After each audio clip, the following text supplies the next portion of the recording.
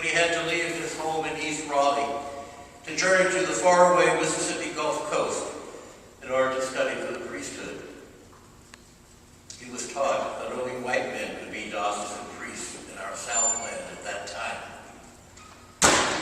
Or was it when he was sent to Rome to be the first and only black student of the North American College, where he encountered a whole student body, all white except for him? Or was it when he was told that he was to pastor a predominantly white parish, and more than that, to merge the parish in which he was already the pastor with the second parish, and that he was to lead these two congregations into a new unity of faith, a new family of faith?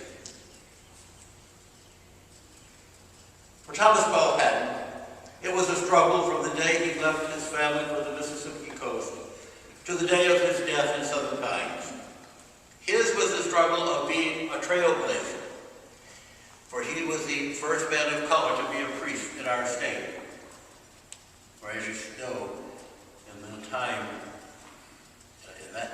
in our society, and even in our church, he often found himself the first to do whatever it was that he was doing.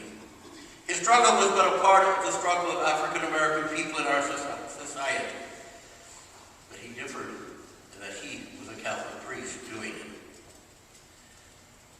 Msgr Hadden was driven and sustained by faith. Faith in our good Lord, who promised to be with him always. Faith in the Holy Spirit, who gives us strength and wisdom for the journey.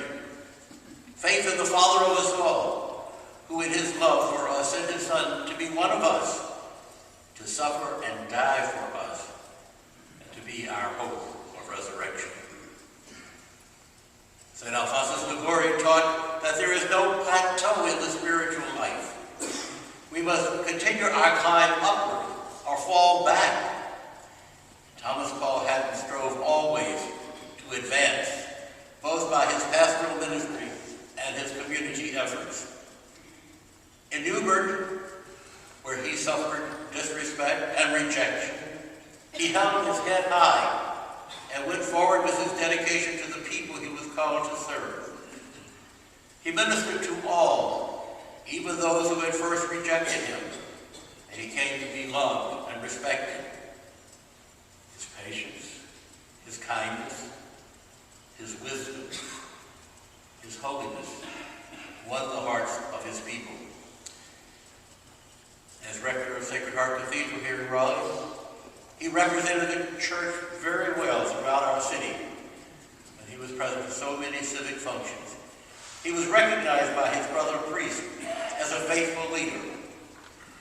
His fellow priests elected him to the Council of Priests upon its inception in 1968, and he served on this council until he retired.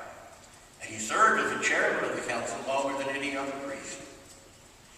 It was here at the cathedral that Msgr Hadden started parochial Hispanic ministry in our diocese. And he did this by beginning a Spanish Mass every Sunday. He also kept alive the spirit of St. Monica Parish by promoting an annual St. Monica Homecoming Day. The former St. Monica School is now a youth center for the city of Raleigh. But in the central corridor, there is a wall honoring Msgr Thomas Paul Hadden. In Wilmington, at St. Mary Parish, he oversaw the renovation of the beautiful church and was instrumental in purchasing an abandoned school building to enlarge the parish school and to begin a strong outreach to the poor, to the needy, the hurting. He was instrumental in building a retirement home for the aged, the poor. And these buildings were eventually named after him, and now they're called Hadden Hall. Led by faith and sustained by a life of prayer, he worked tirelessly for the people of God. Sometimes contrary, yes. Sometimes honoring, yes. Sometimes demanding, yes. sometimes strict, yes, but always a firm and loving pastor. I do not believe that we who are white in a predominantly white society can ever know the difficulties simply caused by race. If you are black, you not only have to be good, you have to be better in order to achieve the goals that you set out for. This has been true for too many years, and these are the years in which Thomas Paul Hadden lived. His dream was no different than that of Dr. Martin Luther King Jr., that we can walk together hand in hand with mutual love and respect. I believe that the world, but especially the church here in Eastern North Carolina, is better off because of the life and the ministry of Msgr. Thomas Paul Hadden. I know that he related well to the words of St. Paul to Timothy, and I'm sure he declared in his own way this past Monday, I have competed well, I have finished the race, I have kept the faith, and I am confident that the crown of righteousness awaits him. For us who remain, colleagues, family, friends, former parishioners, we see a legacy that we're all called to follow. A legacy of faith, of service, of love of neighbor.